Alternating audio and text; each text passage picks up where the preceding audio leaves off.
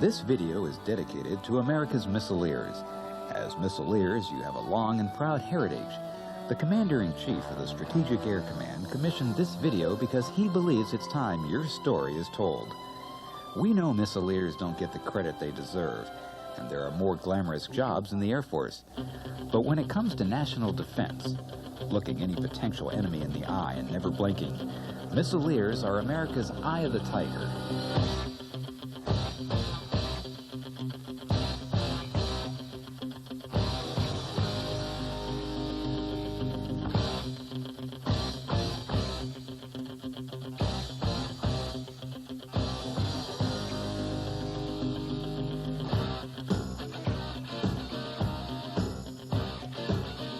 Many think missiles are a relatively new weapon.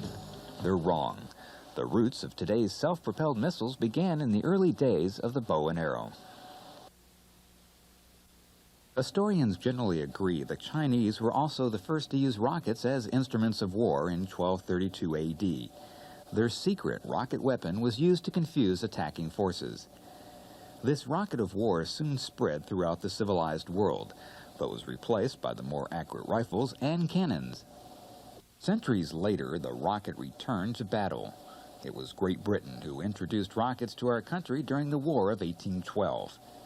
Francis Scott Key immortalized these early missiles in our national anthem when he wrote of the rocket's red glare. World War II, the birthplace of guided rockets or missiles. Both sides used many types of missiles during the war for both bombardment and anti-tank missions. The ultimate missile was the German A-4, or infamous V-2. Because of its supersonic speed, the Britons never heard its approach. From September 1944 to April 1945, 1,115 V-2s were launched against Great Britain with devastating results. After World War II, the U.S. Army began experiments with captured V-2s and started testing new models of the missile. For the next 10 years, missile development slowly evolved largely through trial and error.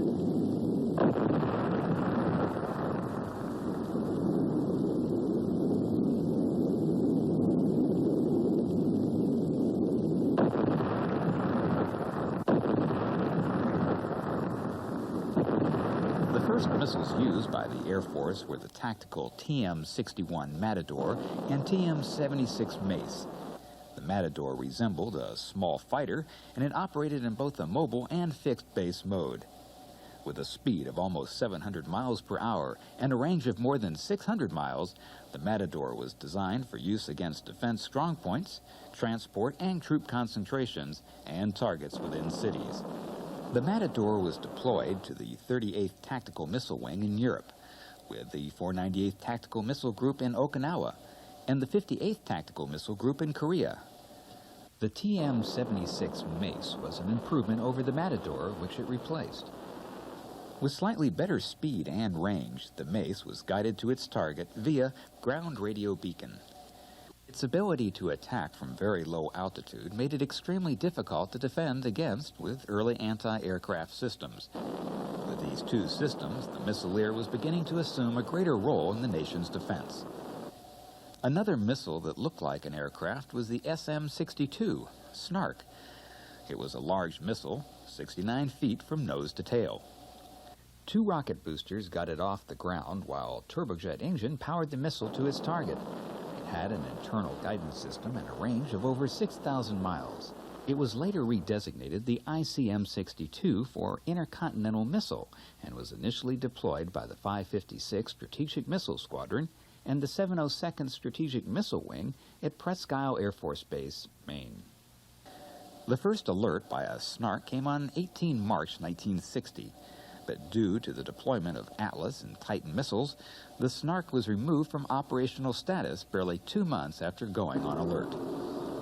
Development of the ICBM was slow in the United States during the 1950s. Work proceeded at a leisurely pace with both the Atlas and the follow-on Titan series of missiles.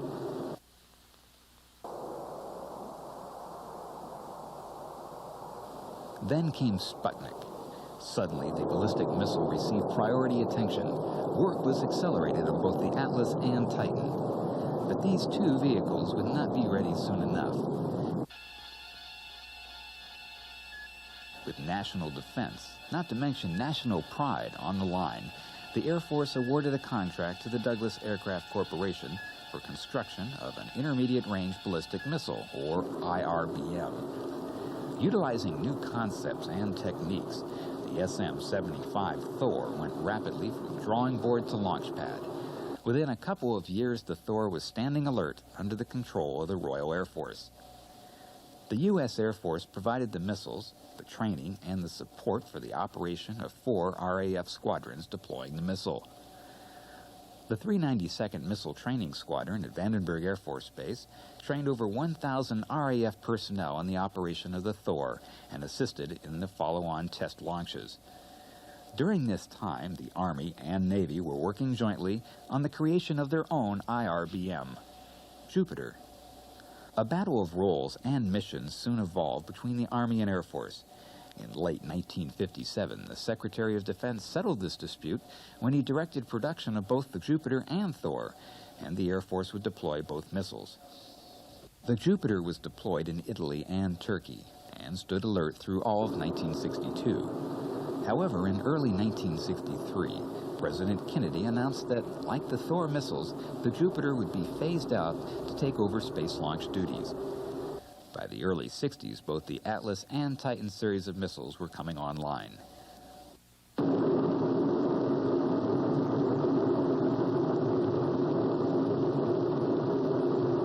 Atlas was a massive missile. It was first placed on alert at Vandenberg Air Force Base by the 576 Strategic Missile Squadron on 31 October 1959. This was the first ICBM placed on nuclear alert in the free world.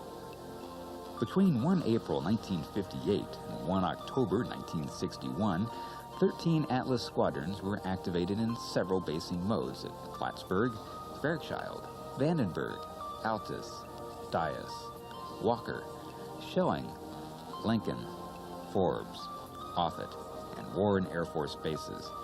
But Atlas was not the only missile under development. Also on the drawing board was the much larger and more potent ICBM, the Titan. Both Titan versions were the largest missiles deployed by the United States. The 90-foot Titan I was housed at underground launch complexes at Larson, Lowry, Beale, Mountain Home, Vandenberg, and Ellsworth Air Force bases. These missile complexes operated in clusters of 3 missiles per complex and were raised to the surface prior to launch. Titan II was a significant improvement over the earlier Titan I. It was more powerful and was fired from its silo. Titan II was deployed at Davis-Monthan, Arizona, Little Rock, Arkansas, and McConnell, Kansas Air Force bases. Another missile developed during this time was the Bomark surface-to-air missiles used by the Air Defense Command. Missileer's manned Bomark facilities arcing from Langley Air Force Base to Duluth, Minnesota, protecting the northeastern seaboard. Based in single shelters with split roofs, the Bomark was raised to its launch position just prior to liftoff. The Bomark served actively until 1972, when the last squadron was deactivated. During the late 1950s and early 1960s, a new ICBM was developed using a solid rocket booster, the Minuteman.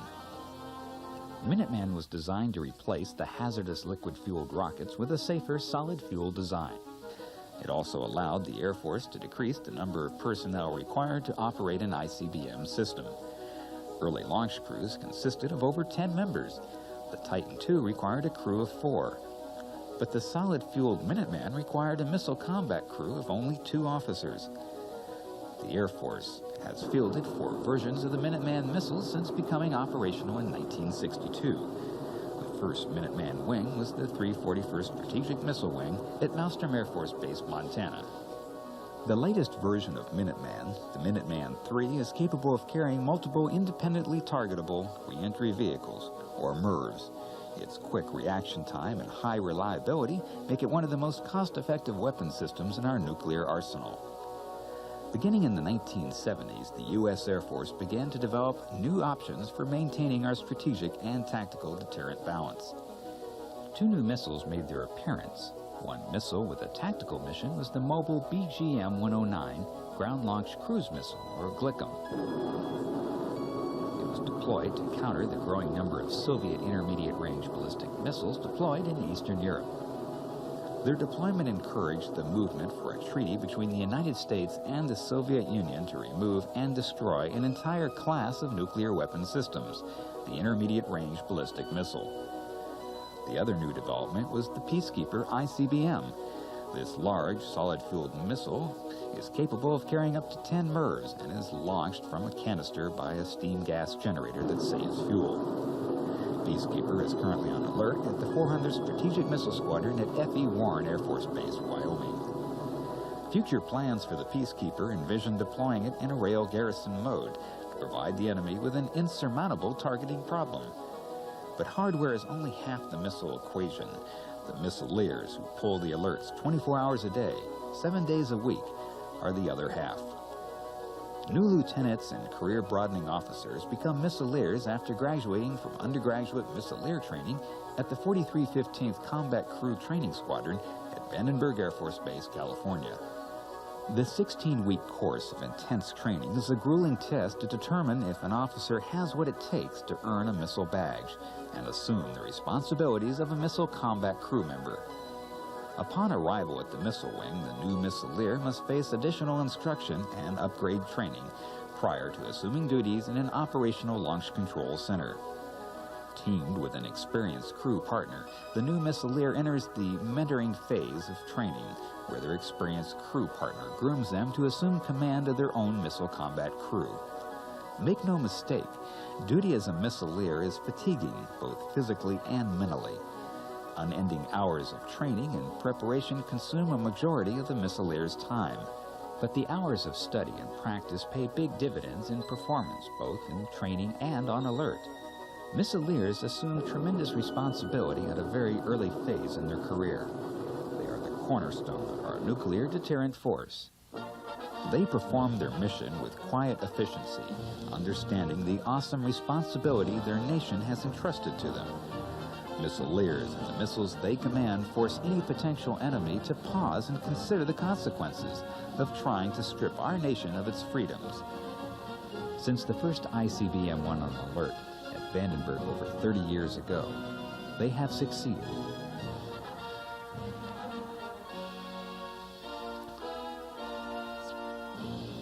In vacant corners of our land, off rutted gravel trails, there is a watchful breed of men who see that peace prevails. For them, there are no waving flags, no blare of martial tune. There is no romance in their job, no glory at high noon. In an oft-repeated ritual, they casually hang their locks where the wages of man's love and hate are restrained in a small red box. In a world of flickering colored lights and endless robot din, the missile crews will talk a while, but soon will turn within. To a flash of light or otherworldly tone, conditioned acts respond. Behind each move, unspoken thoughts of the bombs that lie beyond. They live with patient waiting, with tactics minds infused, and the quiet murmur of the heart that hopes it's never used. They feel the living throb of the mindless tool they run. They hear the constant whir of a world that knows no sun. Here light is ever present, no moon's nocturnal sway. The clock's unnatural beat belies not night nor day. Behind a concrete door slammed shut, no starlit skies of night. No sun-bleached clouds in azure sky in which to dance in flight. But certain as the rising sun these tacit warriors seldom see, they're ever grimly ready, for someone has to be. Beneath it all, they're common men who eat and sleep and dream. But between them is a common bond of knowledge. They're a team. A group of men who love their land, who serve it long and well, who stand their thankless vigil on the brink of man-made hell. In boredom, fluxed with stress, in capsule they reside. They do their job without complaint of pleasures oft denied. For duty, honor, country, and a matter of self-pride,